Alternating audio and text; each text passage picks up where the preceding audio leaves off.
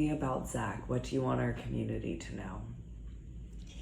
Zach was just a beautiful, beautiful person inside and out. He loved the world, he loved people, he loved his family.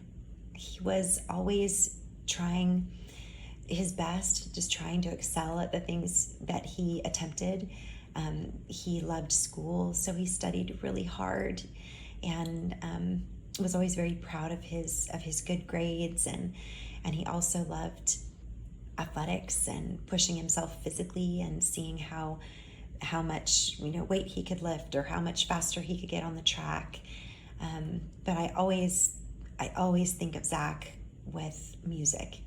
He loved music from very, very young, and I was a performer when he was very young growing up, and he loved coming to the shows. And my mom who had introduced me to musical theater and loving musical theater, then I passed that on to Zach, and he loved it so much. And that was just something that my mom and Zach and I shared, the three Musketeers going to see musical theater productions, and just music was ever present with him.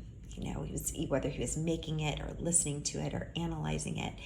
And then, not long before he was killed, he had decided to muster up some bravery and courage and an audition for his first performance on the stage. And he worked so hard on his audition song. And he did this beautiful rendition of a song from Aladdin called Proud of Your Boy. And he nailed it, and he was on that stage a few months later starring in the musical production that Whitney did that year called High School Musical. And I really thought that was going to be the first of many times that I would see him light up a stage, and everybody who knew him loved him. He was positive with everybody, always wanted to cheer people up if they were down, and it's just so quiet without him. I love that boy. That's beautiful. So what do you want Placer County and our community members to know about what happened? What do you want us to learn from your experience? What I really hope that Placer County and really the nation can learn from what happened to Zach is just that the drug landscape has changed, and it's not what it was. And it's so important for families and students to understand the dangers that are out there with fentanyl, the way it's being deceptively sold out there, just how lethal it is. I want kids to understand, that they're not invincible, that they really have to think hard about choices that they're making, because unfortunately the dangers that are out there are different than they used to be for teenagers before. And I want parents and students to have open conversations without judgment, just talking about, this is what's going on, this is what to look out for. I want parents to understand that no child is immune from this danger. Zach's the last person that anybody would have expected this to happen to. He was a straight A student. He was finishing his Eagle project for Scouts, all of the athletics, all of the interests that he had. He was doing everything right, and he didn't escape this.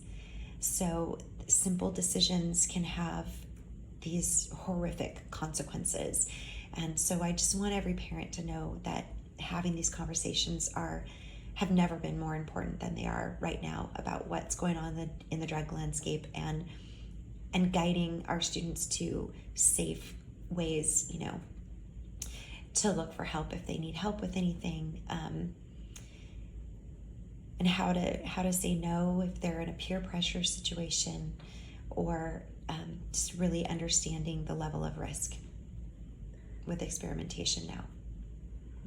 And To close this out, I know that there's a letter that Zach had written to himself as advice to himself, but something that we can all take away as a community. Can you share what that advice is? Yes, as I mentioned, Zach was so positive and everybody's cheerleader. And he had written this letter, Whitney High School did a letter to your future self. So he had written it at 14 when he was a freshman. It was sealed. His counselor held on to it. He was supposed to be given this letter when he graduated as a senior. But because he died 6 months before graduation, the counselor gave it to us. And it was a very sweet, and he had some jokes in there, and it was just very endearing. And then he closed it in this way. And he wrote, in closing, always remember our friends, family, dogs, and potential we have in life. Good luck on whatever project you're working on right now. Don't forget to smile. Have the best day of your life, Zach.